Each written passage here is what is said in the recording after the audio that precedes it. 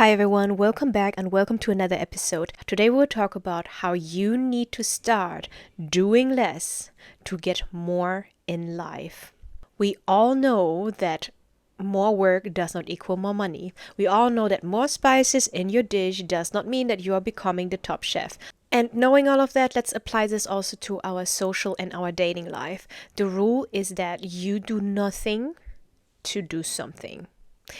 A lot of women are asking also on my social media, how can I be more in my feminine energy? How can I get this guy to talk to me? How can I be more soft? And the thing is that when we speak about feminine energy, most of us, we have this view of everyone needs to be nurturing, loving, caring. And we hear so often what we need to do and what we should do, just how to be in this feminine state. It's kind of like you make this list and you have to check off every trait to get there where you want to be. You need to know that feminine energy is not about checking up on traits. It's not about you having this checklist and then you check up one trait after another. It is not about you following any kind of rules, any guidelines just to get the specific outcomes or the results. It is about you that needs to embody that energy. And to embody that energy, you need to do nothing. So let's talk about first, what does embodiment mean? Embodiment refers to the concept of experiencing and expressing oneself through the physical body. It encompasses the integration of physical sensations, emotions, thoughts, and experiences into one's bodily awareness and expression. Embodiment means that we are in the being state and not in the doing state.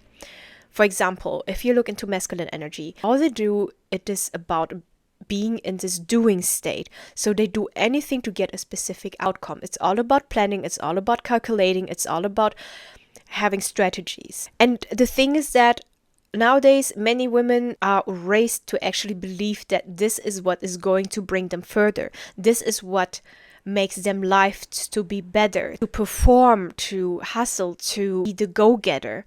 But you know what is actually the outcome of all of this is? Many women, they are so affected by burnouts. Women are more affected by burnouts than men. They are suffering more chronic diseases than men. You need to understand that stress has a completely different effect on a woman's body.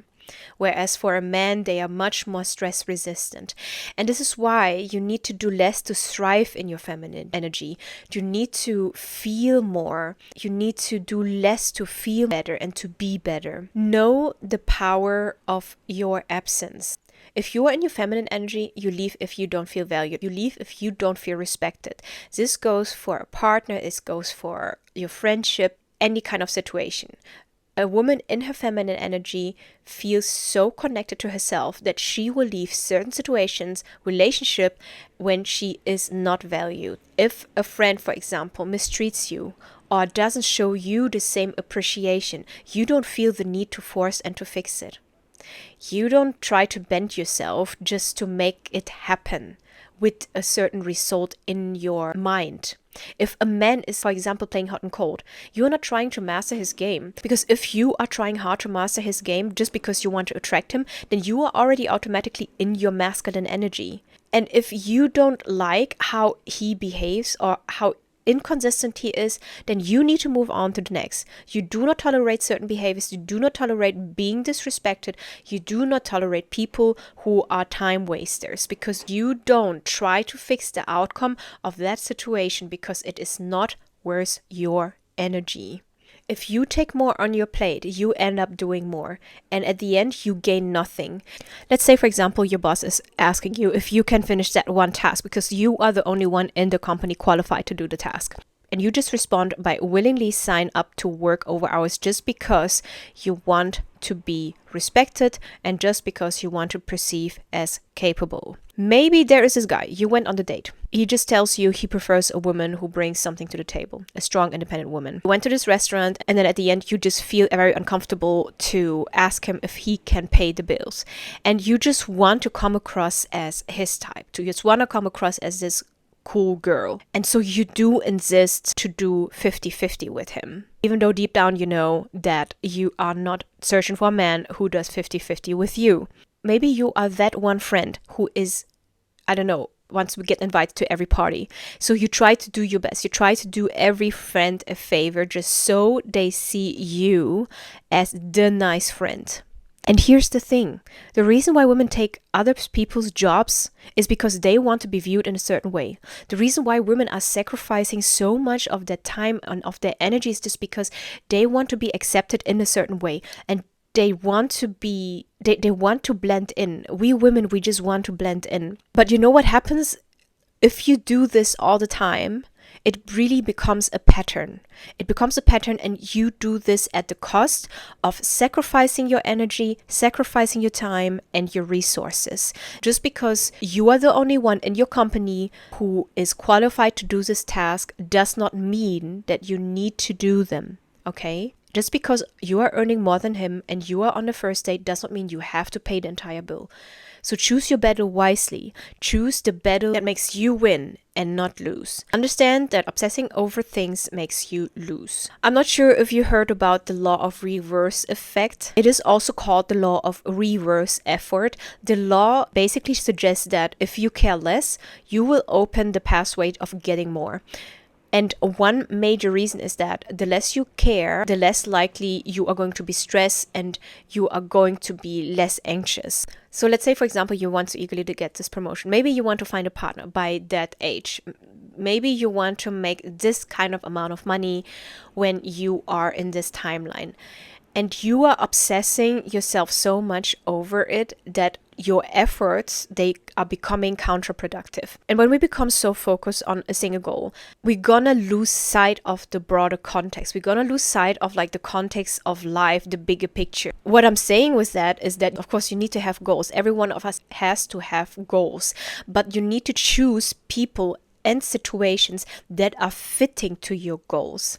You know, it's like you go through life with this one goal and you continue to do this A/B testing. If A doesn't work, you're going to switch to B. It's like if one thing does not lead you there, then another thing will. It's just you need to choose and pick wisely. It's like, for example, your goal is to find a partner because now you feel ready, now you want to settle, and you happen to talk to this one guy. And after you've talked to him, you daydream about having this specific outcome with that guy. You're picturing yourself going on holidays, maybe watching the sunset, holding hands. But at the same time, you also see he's someone who is inconsistent with his behavior. And you see he never shows action. And he's telling you he's not even ready for a relationship. Understand, like, here, this is the reality. And this is your goal.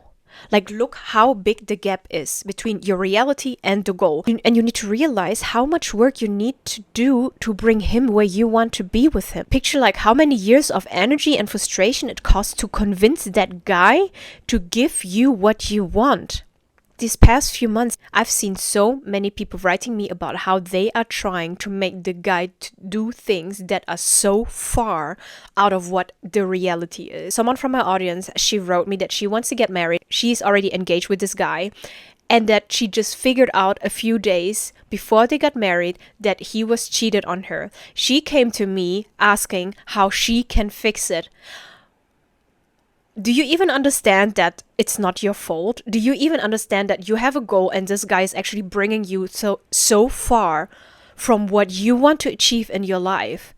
You know, sometimes we women, we are searching the mistakes from our sides, but it's not your mistake. Your mistake is that you choose to let someone bringing you further or distancing yourself from what you want to achieve in your life. This is what your mistake in the first hand. Not because that he cheats on you. It's not about the what happens there. It's not about how someone is, how he acts. It's not about him. It's about what he is, okay? So focus on the what do I let into my life, and instead of thinking all about how can I make him do this? How can I be that to attract him in my life? Because that's the wrong approach. Because at the end of the day, what will you get out of it? Years of doubts, years of like negotiations, a life that is unfulfilled just because you think you can get there, and just because the outcome at the end is just a maybe. It's not even guaranteed. So you need to have this minimum effort, maximum outcome. Think about that. The law of the reverse effect, it's about focusing what is in your power and not resisting when things are not working the way it's supposed to do, okay? You also should not resist if something is meant to be in your life. Because if we claim on the things that are not supposed to be in our life, we are risking becoming trapped in our own obsessions. And it can even go that far that we just lose our health, we are losing our happiness. Some people, they just get depressed. And I don't want that for you. That's why I want you to write down and ask yourself, what is your problem? Ask yourself, can I do something about this problem? In that case that I just mentioned, yes, she could have done something about that problem. She could have just leave him. And then ask yourself, can I change the problem? If I cannot change it, what can I change? In that case that I just told you about, she could have just made the room for another potential guy to enter her life, to give her that fulfilling relationship, that fulfilling marriage that she was actually hoping for. That is something that she could have changed. And this is something you can also change. If you happen in this situation, leave. Focus on the journey, okay? Focus on what's in your power. And you claim what is meant to be yours. You claim that you are deserving that relationship, that happy marriage, that loyal husband, that caring husband, that someone that is by your side, who is providing for you, who is taking care of you. And you see, if you are claiming this, if you think this is your right, your birthright to be loved, then whatever is going to come to you will feel effortless. It's meant to be in your life. You do not fight for it. You do not bend yourself and saying yes and no and trying to find, I don't know, and try to seek out for tips and tricks on how to get him back. If he's gone, then he's gone, let him go. My next point is that have boundaries and cut people off. When you are in your feminine energy, you can express your emotions. You feel that you are capable to express them freely because you don't feel that you are upsetting someone. You know that your needs, they come first. So let's say, for example, someone is making a joke about you. And this joke is pretty offensive. It puts you in a situation that sheds bad light on you. You know what you do? Instead of laughing with them, call them out. Ask them, excuse me, what did you say? Tell them you don't find it funny because it's simply not funny. And watch them, stay silent and look them in the eyes and see what their reaction is. I mean, maybe they have a good explanation for that.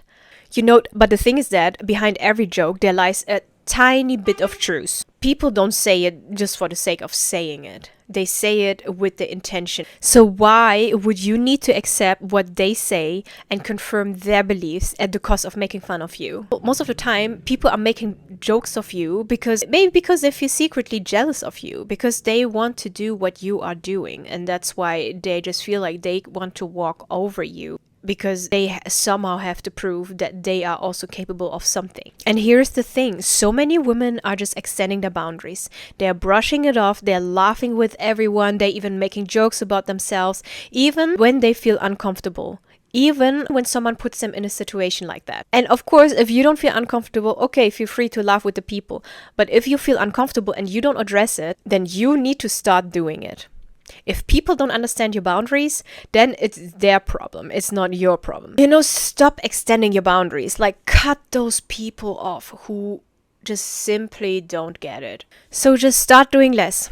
Just do less. Do nothing. Just to do something. To get more of life. To get what you want. You know, when you need to walk away, then do it. Know when it's not your job. Know when it's not your task. Stop overcompensating. If people don't understand your boundaries, just cut them off. You are a woman. If a man tells you to bring something to the table just because it's unfair, then walk away, because you know what? I'm gonna go to a date and tell him, do you know how much time I spent on my makeup? Do you know how much time I spent to smell good? How much time I spent on my hair, on the clothes that I choose? You're not gonna go to a date and tell a guy that all this work that you have done before just so he likes your presence, just so that he wants to be seen with you. Because this is what it is about, your presence. Your presence is enough. Your energy, your presence, your aura, everything about you, the way you are talking to someone, it's already a gift. The way you are presenting yourself and you treat the person, you're listening to that person, it's already a package itself. So if someone asks you to do 50-50, just walk away, because you're not going to go there and tell them how long you took time to do your nails, okay? Don't be around people who think that of you being a woman is not enough. You are literally the one who gives birth in life. You are the one who is creator of this life force. You are the nurturing one. You are the one who turns a house into a home. You are the one who gives a man his kids, and you love them unconditionally more than anyone could ever love them. You are the one who gives a man his focus point. You are the one who gives him his clarity, his purpose in life. So don't let a man demand anything from you, okay? Because what you have is already innate. What you have is your being. God literally said that paradise lies beneath a mother's feet. And if you are serving a mother, it leads you to paradise. And I want you to see that value of you. Stop proving yourself. Stop trying so hard to get that confirmation from others. You are enough. You are just enough as you are. You are the love. You are the inspiration. You are that energy. And you got all the qualities within you by literally doing nothing. Thank you so much for listening. If you have any questions, please leave them in a comment. I really wish you nothing but only the best. And I really hope that you can see your value as a woman. And until next time, bye.